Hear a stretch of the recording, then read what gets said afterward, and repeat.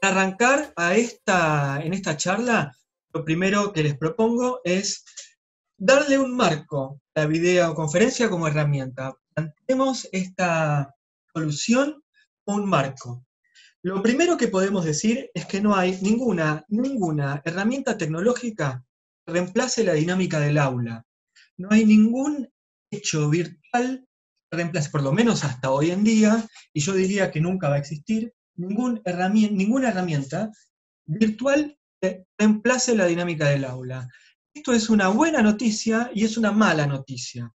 Yo creo que en todo caso es algo para considerar, porque la clase a distancia no es un placebo de una clase presencial.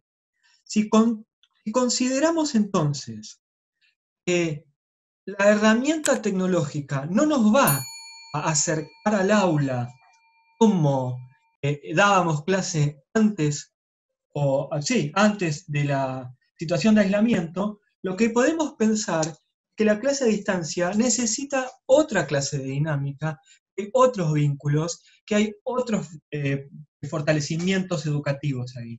Plantearlo como ese me aproxima más al aula nos va en última instancia a llenar de frustración. Y en cambio, plantearlo como una oportunidad para aprender nuevos mecanismos para la transmisión de los contenidos, para que se produzcan procesos de enseñanza y de aprendizaje distintos, eso va a ser un salto cualitativo en nuestra calidad docente. Los medios, como decíamos hace un rato, no son instrumentos de aprendizaje por sí mismos. No hay ningún medio que pueda construirse como un medio de aprendizaje por sí mismo. Los medios me refiero a esta clase de comunicación a distancia. ¿Qué me van a decir, por ejemplo, que hay materiales como libros, bien podrían ser considerados como instrumentos de aprendizaje, y lo son? Pero para que se vuelva esta herramienta tecnológica, para que se vuelva una herramienta educativa, requiere básicamente lo mismo que requiere cualquier momento, cualquier escenario de enseñanza y de aprendizaje. Una planificación y el diseño didáctico de los contenidos. Para que se cumpla la función educativa, entonces, hay que considerar aspectos metodológicos, instrumentales y técnicos. Vamos hacia allí. Siguiendo con el tema del marco, este es un dato muy relevante. Este no es un dato ni de la Argentina, ni de Chile, ni de México. Son los 3 países en donde hay en este momento docentes invitados a participar en esta charla.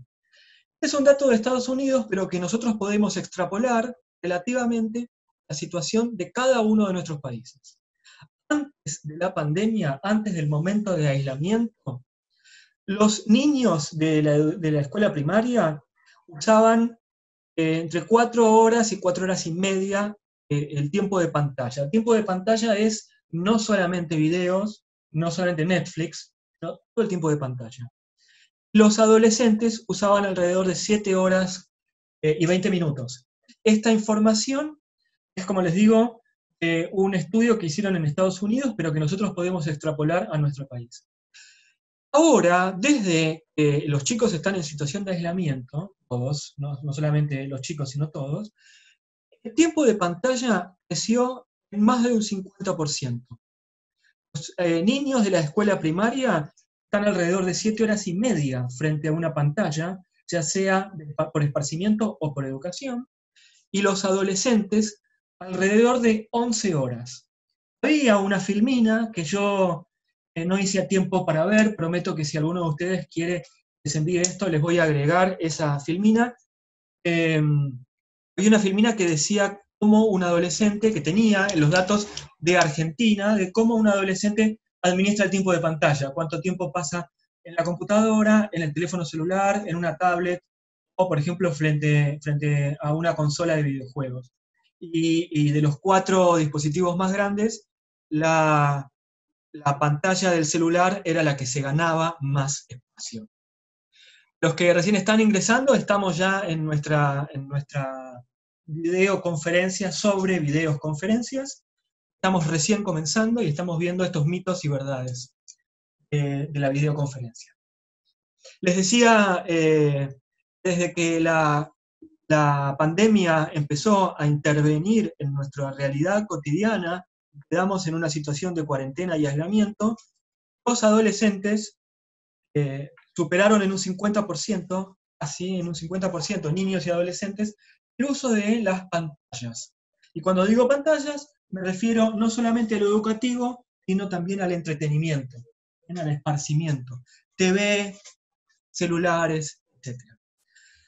Hay un dato muy especial, que se sabía desde antes, que era que el abuso de las pantallas interviene en el sueño de las personas. Si nosotros tenemos en estos momentos situaciones de insomnio, eso en parte se debe al incremento de las pantallas en nuestra vida. Pero lo que se sabe es que en niños pequeños el uso de las pantallas puede reducir su tiempo de sueño en un promedio de 25 minutos.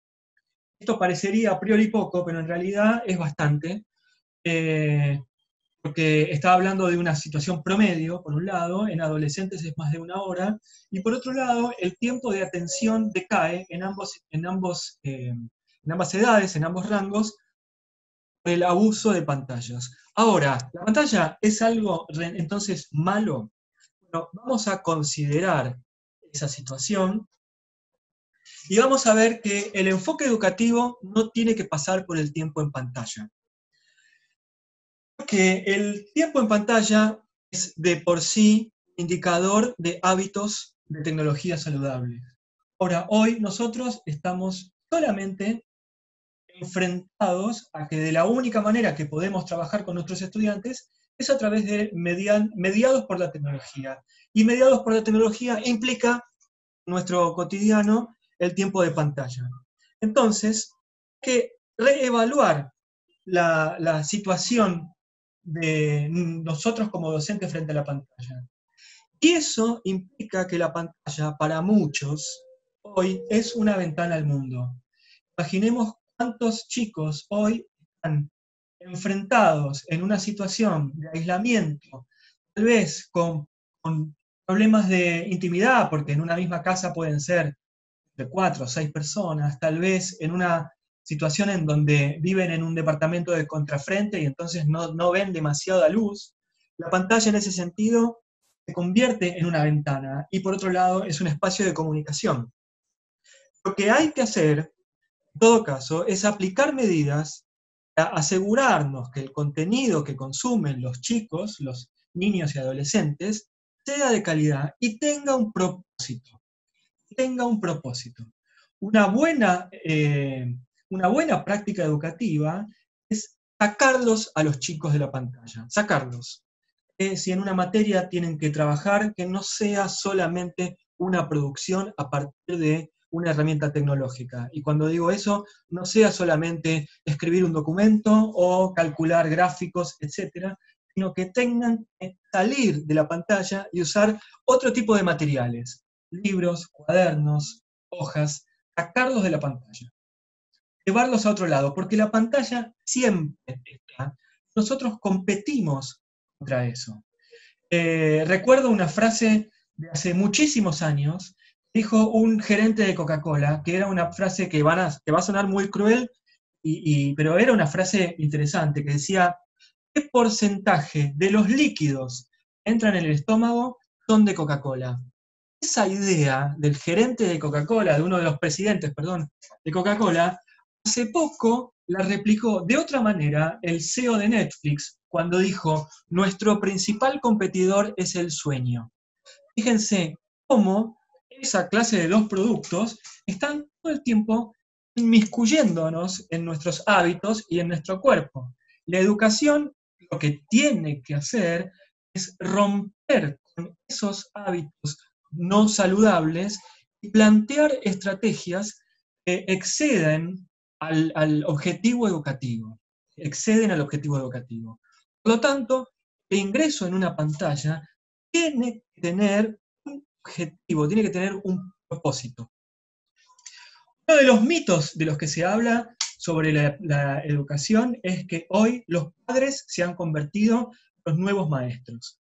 Nosotros, todos los que estamos aquí, somos docentes. Algunos tenemos 27 años de práctica docente, otros un poco menos. otros probablemente más que yo. Eh, Sabemos nosotros, que lo sabemos, que un padre tiene una misión educativa en su vida, una misión formativa frente a sus hijos, pero nuestro momento de enseñanza y de aprendizaje tiene una idea formal frente a la educación informal que se puede dar fuera del aula. Nosotros tenemos una educación formal. La educación formal tiene una serie de pautas que por eso la vuelven formal. Entonces, el padre, en este sentido, puede ser un acompañante de la educación del hijo, pero nunca puede funcionar como un reemplazante del docente. Ahora, ¿cómo acompaña el padre a su hijo? Bueno, hay dos formas interesantes y que muchas veces de las mayores quejas que uno encuentra como docente es cuando el padre tiene que estar acompañando al hijo el tiempo de su enseñanza. Yo los entiendo, nosotros trabajamos, tenemos las horas de trabajo y además tenemos que tener las horas de enseñanza de nuestros hijos y además tenemos que tener las horas de trabajo en casa, de sostener la casa, ordenar, hacer la cocina, la comida, etc. Eso implica que finalmente, si nos dedicáramos todas las horas de trabajo como debiéramos, daríamos mucho más de 24 horas por día. Entonces el padre se enfrenta a una situación de acompañar al hijo en un momento educativo, es para él una nueva tarea que se le agrega. Pero, en ese sentido, nadie nos ha dicho que tenemos que trabajar con nuestros estudiantes 6 horas diarias. Y hay otro gran mito de la educación a distancia, que nosotros debemos cumplir la práctica diaria educativa como si fuera la misma cantidad de horas que se realizan en un aula normal, un aula presencial. Eso es falso y es una obligación que se nos impone como docentes, tal vez para tener a los chicos ocupados en casa 6 horas.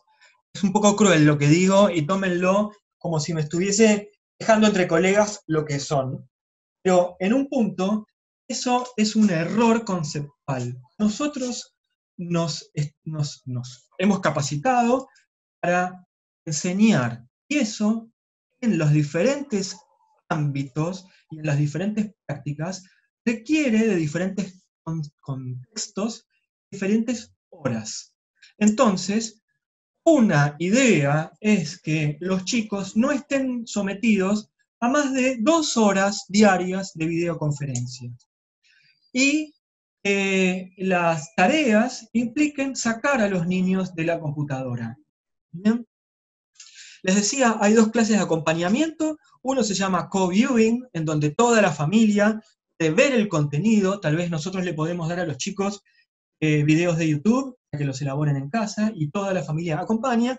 La otra es co-engaging, en donde puede haber una relación con otra persona, un par, sobre el proceso de enseñanza que se está realizando. Esto nosotros le vamos a decir trabajo en grupo o trabajo grupal. Eso también se puede dar en una videoconferencia. Pero, en última instancia, lo último y lo más importante que tenemos que destacar es que los tiempos de pantalla no tienen que ser tiempos de inactividad. El estudiante no es un espectador. El estudiante no es un espectador. Entonces, el tiempo de pantalla tiene que ser un tiempo de calidad, tiene que ser un tiempo que acompañe a la sociabilidad de la educación. Nosotros lo sabemos eso.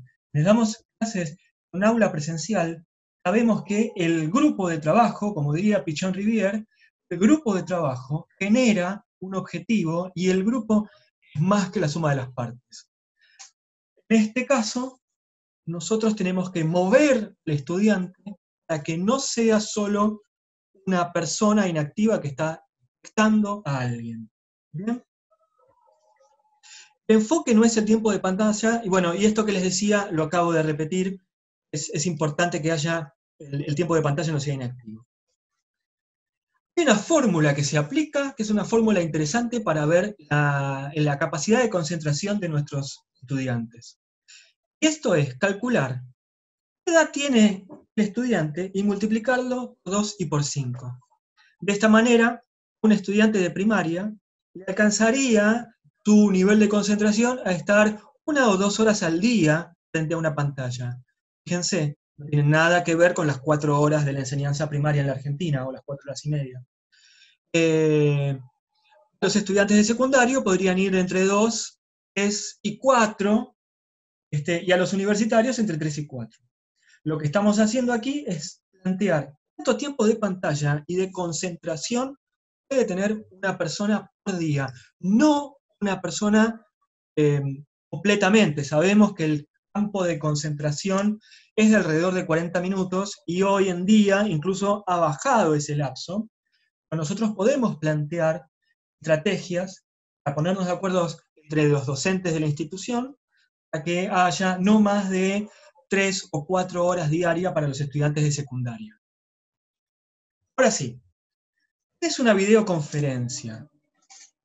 Para que una videoconferencia nosotros tenemos, voy a salir un segundo de la pantalla de aquí, voy a volver a compartirla en unos minutos, pero volviendo acá, lo que veo es, en este momento estoy hablando delante de una cantidad de personas, somos unas 10 personas en este momento, y lo que puedo ver son las caras de ustedes, los gestos. Ustedes no me ven a mí porque yo por una cuestión de ancho de banda bajé mi cámara, pero podemos estar frente, voy a poner la mía un momento.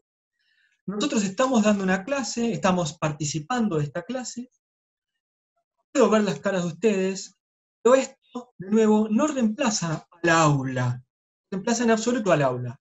Todos están con el micrófono muteado, yo estoy hablando como si fuera una clase magistral donde me paré delante de ustedes y empecé a hablar, y ustedes parecen tomar esta situación del estudiante que llega, que recoge una enseñanza o un contenido. Todo esto está sucediendo en un momento en el que hagamos unos 20 minutos de charla. Ya voy considerando todas estas variables, pero si lo quisiera llevar a un aula, podría llevar esto a un aula, aun cuando, perdón, pero viene mucho ruido de la calle, aun cuando en el aula habría indudablemente una circulación de la información que es totalmente distinta a la que se da aquí. Aquí la dirección es unidireccional, de mí hacia ustedes. Ustedes tienen el micrófono apagado, pueden participar de la charla, pueden hacer gestos, pero sobre todo, en el aula hay una dirección multidireccional de los contenidos o de la información. Todo eso acá nos implica un impacto mucho más importante sobre la figura del docente. Vuelvo a compartir la pantalla. Vuelvo a compartirla. Seguimos. Como decía, el hecho de que hablemos ahora sobre cómo esto impacta en el rol del docente, bien, no podemos olvidarnos que una videoconferencia apuntada para la educación es un momento de la educación. Por lo tanto, lo que hay que hacer es plantear antes que nada los objetivos.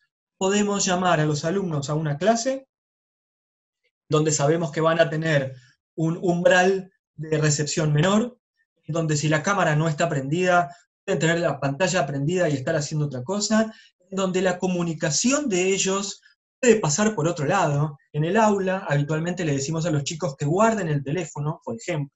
Acá puede haber alguien que nos está mirando a la cámara y mientras tanto está mandando WhatsApps. Todo eso son momentos de la videoconferencia que tenemos que evaluar. Frente a esto, tenemos que hacer que la información que se envíe sea recibida lo más correctamente posible y que la respuesta que se espera de los estudiantes sea clara en cuanto al afianzamiento de los contenidos, la motivación, las investigaciones posteriores, la búsqueda de soluciones a algún problema, etc. Nosotros tenemos que plantear los objetivos claramente y plantear la respuesta que se espera bien con claridad. Y a ello hay que planificar, hay que armar una estrategia y usar los materiales. presentaciones de PDF o PowerPoint, como lo que estoy haciendo yo, hacer introducción de videos, imágenes, infografías, etc. Pantalla va a ser nuestra aliada en este caso. Aun cuando digamos, no tenemos que excedernos, la pantalla va a ser nuestra aliada. ¿Cómo se planifica una videoconferencia? Hay que entender que la planificación implica 3 momentos. El momento previo, el momento de la videoconferencia, el momento posterior. Son 3 momentos de una videoconferencia que podríamos tenerlo también como se planifican en el aula. Pero aquí hay que tener especial atención en la mediación de la tecnología. En el aula hay otras tecnologías. El pizarrón es una tecnología, el proyector es una tecnología. Si usásemos en el aula cualquier dispositivo electrónico, también lo sería. Aquí no tenemos ninguna de esas herramientas. Lo único que tenemos es una pantalla y la posibilidad de una videoconferencia. Bien. Entonces, lo que hay que hacer es, primero que nada, familiarizarse con el equipo. Esta charla comenzó a las 3 de la tarde. Yo la empecé a plantear 1 hora antes. Cuando tenía ya armada las diapositivas, acá en la Argentina nuestro presidente le dice filminas, que es un profesor universitario de la vieja época. Yo le digo diapositivas y mis alumnos tampoco entienden qué significa, pero en todo caso serían estas diapositivas de PowerPoint. Antes de empezar, 1 hora antes, ya con mi presentación armada, empecé a verificar si esto se veía bien en pantalla, cómo iba a impactar si esta charla ustedes la seguían por teléfono. Fui familiarizándome con el equipo. Verifiqué que hubiese una buena conexión de internet, que mi tono de voz se escuchara, etc. Hay que planificar y ensayar la presentación. Vos tenés 30 minutos. Son los 30 minutos en los que probablemente encuentres esa semana con tus estudiantes. Hay que ir al hueso, hay que planificar y hay que ensayar la presentación. De hecho, yo calculé que esta presentación me iba a demorar alrededor de 30 minutos y creo que me va a demorar un poco más. Eso es algo que tengo que ver para después de la videoconferencia, para evaluar cómo fue esta presentación. Y otra cosa importante, hay que tener un plan de contingencia. ¿Qué pasa si en este momento yo me quedo sin conexión? Bueno, me aseguré de tener todos los correos de ustedes para enviar esta presentación de diapositivas y que ustedes puedan seguir con esta charla por su lado. Así como me aseguré de tenerlos para después mandarle material adjunto, complementario. Aquí tengo la certeza de que si se me cae la conexión, voy a tener la oportunidad de continuar esta charla con ustedes por correo electrónico. ¿Bien? Durante la conferencia hay que tener al menos la conciencia de 3 variables. El sonido, sobre todo que haya una buena dicción, un volumen constante, que haya pausas de reflexión, que sean sobre todo momentos para que pensemos. En especial, que ustedes, que son quienes hoy están haciendo las veces de alumnos, sepan cuándo se está esperando una réplica. Cuando comencé esta presentación, les dije, primero voy a hacer una clase a la vieja usanza, donde el docente da una clase al estilo clase magistral, y luego vamos a tener un espacio de intercambio. Si yo ahora hiciera un momento de silencio,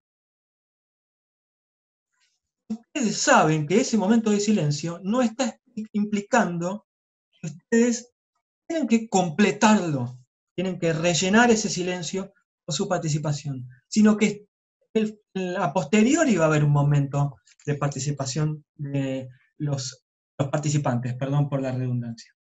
Bien. Luego, lo que les decía antes, la pantalla es una aliada, es nuestro aliado. Y si vamos a mostrar gráficos, si yo tengo que mostrarles a ustedes cómo los niños antes y después, o antes y durante la pandemia, cambiaron el uso de las pantallas, tengo que usar a la pantalla como un aliado. Tengo que usar esta presentación como mi aliada. Tengo que tener gráficos, imágenes, si necesito voy a traer infografías. Fíjense que en todas las diapositivas incluí una imagen que, si bien eso no cambia nada en nuestro momento, hace que la presentación no sea tan monótona. Y sostener la concentración en este momento es difícil para todos, por lo tanto hay que tratar de romper la monotonía. Nosotros no somos los profesores de hace 30 años, tal vez era un profesor que se sentaba en su escritorio y daba la clase sentado, pero sabemos que competimos un poco con esa capacidad de los estudiantes de tener 50 ventanas abiertas. Digo capacidad, y podría decir incapacidad también, de tener solamente una ventana abierta.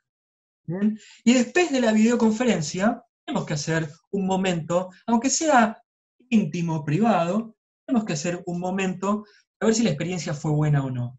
Mañana voy a dar esta misma charla en otro lugar y también un proyecto de TICMAS, y mañana indudablemente voy a considerar todo lo que trabajamos hoy, y cuando tengamos nuestro momento de plenario, todas las dudas que surjan, mejorar mi presentación. ¿Bien? Y una cosa importante, nosotros somos docentes todo el tiempo, no solamente esos 30 minutos de clase, por lo tanto, tenemos que encontrar la manera de continuar la relación con los alumnos a través de otros medios. Por ejemplo, el correo electrónico, por ejemplo, la plataforma que se usa en el colegio. En el caso nuestro sería TICMAS, una forma de relacionarnos con nuestros estudiantes. Bien, seguimos. ¿Cómo se evalúa una videoconferencia? Bien, es a través de por lo menos 3 aspectos. Y si se fijan, los 3 aspectos son los mismos que en una clase. Exactamente los mismos que en una clase. ¿Es tan diferente para nosotros dar una clase presencial que dar una clase a través de una videoconferencia? Sí, es un mundo de diferencia. Pero los momentos, las planificaciones y las evaluaciones son los mismos.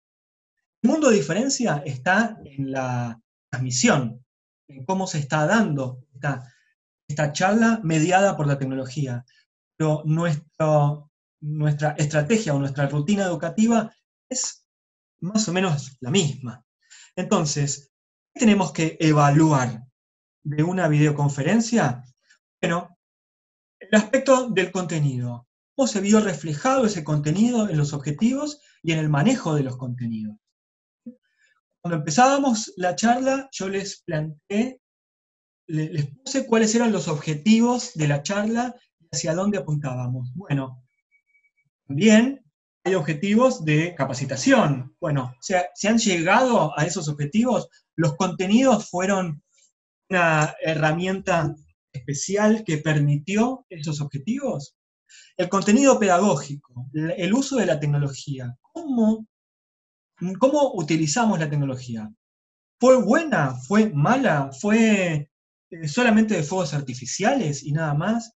¿Me faltó algo? ¿Podría haber completado? En este caso, ¿podría haber usado, por ejemplo, Kahoot para trabajar? ¿Hubiese aportado algo a nuestra charla el uso de Kahoot? ¿Podría haber usado otro tipo de presentación en lugar del PowerPoint? ¿Podría no haber usado presentación directamente y hablar? Todo eso también tiene que ver. Y la metodología incluye también el recurso. ¿Bien? Y respecto a lo técnico, tengo que ver si esto es algo que funciona o no, si la calidad fue buena, en algún momento la clase se tuvo que interrumpir. Por ejemplo, si planteo esta charla a las 3 de la tarde o para las 5, ¿en qué momento la tecnología tiene mayor uso de ancho de banda en mi casa, en mi ciudad?